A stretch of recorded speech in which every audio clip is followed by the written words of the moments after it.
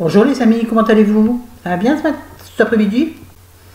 Oh, ça va, il fait un temps sublime à Lyon depuis hier.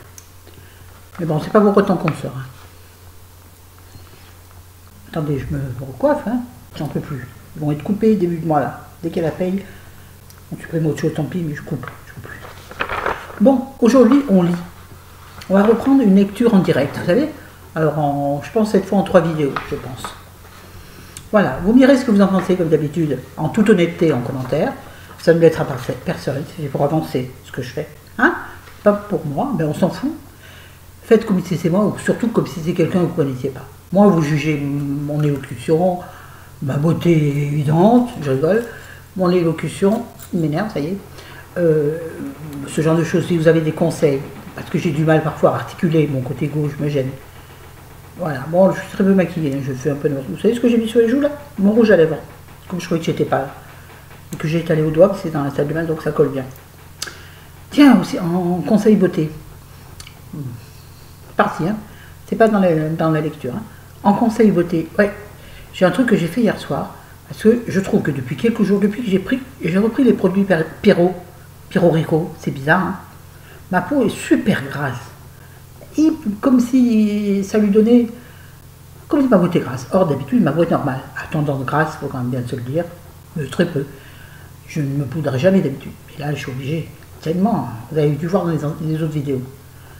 Ouais, c'est quelque chose qui ne va pas. Donc, hier soir, j'ai vu ça sur Internet, je me suis fait une sorte de masque dans le creux de ma main avec du bicarbonate de soude et de l'eau. Vous faites une pâte que vous faites comme un gommage après.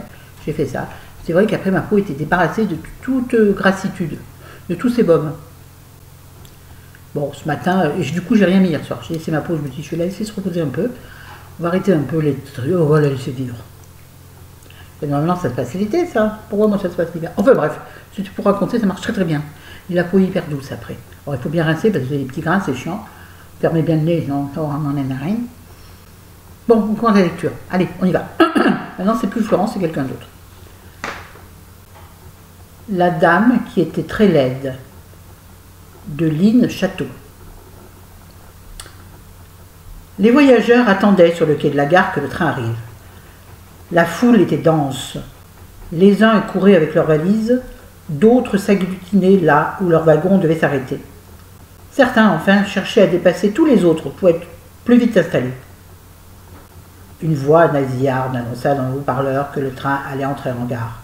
Excusez-moi. Un mouvement de nervosité s'empara alors des voyageurs. Ah, enfin le voilà. Ce n'est pas trop tôt, disait une dame très revêche. Je l'ai déjà dit, non? Non. C'est un monde, ils sont toujours en retard. Son regard était trop maquillé et ses cheveux, teints en blond, avaient tellement été laqués qu'ils formaient comme un casque militaire sur sa tête. Éloigne-toi du bord, disait un papa à son fils, et n'oublie pas ton sac. Une maman tenait une petite fille de 4 ans environ par la main, tandis qu'une autre, dame, plus âgée et très laide, attendait patiemment l'arrivée du train, tout en regardant la petite fille avec un beau sourire qui illuminait son visage. Enfin, le train s'arrêta, et les voyageurs commencèrent à monter dans des wagons au milieu d'une cohue indescriptible, comme s'ils avaient peur que le train ne reparte avant qu'ils aient pu finir de grimper toutes les marches. La dame, très revêche, soufflait comme une forge, écarlate et en colère, et selon elle, les marches étaient trop hautes, les portes trop étroites, râleuse, quoi. Et puis, ces jeunes dans la force de l'âge, qui auraient pu l'aider à monter ses valises, et qui ne levaient pas le petit doigt pour l'aider. Mais quelle honte! On vit de drôles de temps, moi je vous le dis. Enfin, elle réussit à se hisser en haut des marches, et au passage, écrasa volontairement de tout son poids le pied du jeune homme qui avait aidé quelques minutes auparavant la maman et sa petite fille à ranger leurs valises. Il fit une grimace de douleur. Et la dame revêche s'en alla, majestueuse et triomphante. Elle s'installa sur une place et demie, accordant royalement à sa voisine une demi-place. Donc la demi restante. Chacun trouva sa place. Le papa et son garçon étaient assis en face de la dame revêche, et de l'autre côté de l'allée centrale se trouvaient la maman et sa petite fille. En face d'elle, la dame très laide était là.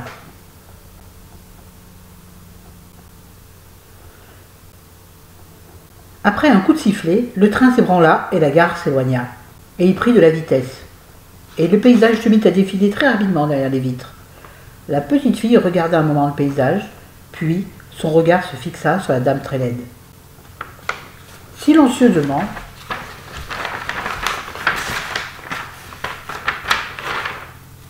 et tout en suçant son pouce, elle l'observait.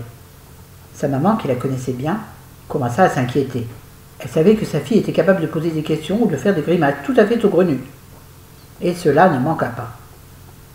Alors que tout était silencieux dans le train, elle demanda d'une voix très claire et suffisamment forte pour que tout le compartiment l'entende. Dis, madame, pourquoi c'est si moche? Suite demain, les amis. Et ça va, celle-ci, hein, j'aime bien. Voilà. Oui, la suite demain. Hein? D'accord? Bon, sur ce, je vous embrasse, je vous aime. Abonnez-vous, je ne sais pas ce qui se passe.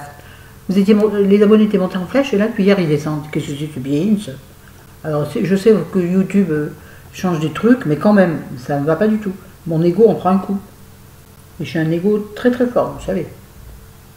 C'est bien mon genre. Bon, sur ce, je vous embrasse, je vous aime. Oui, elle est courte, mais la suite demain. Salut, à demain.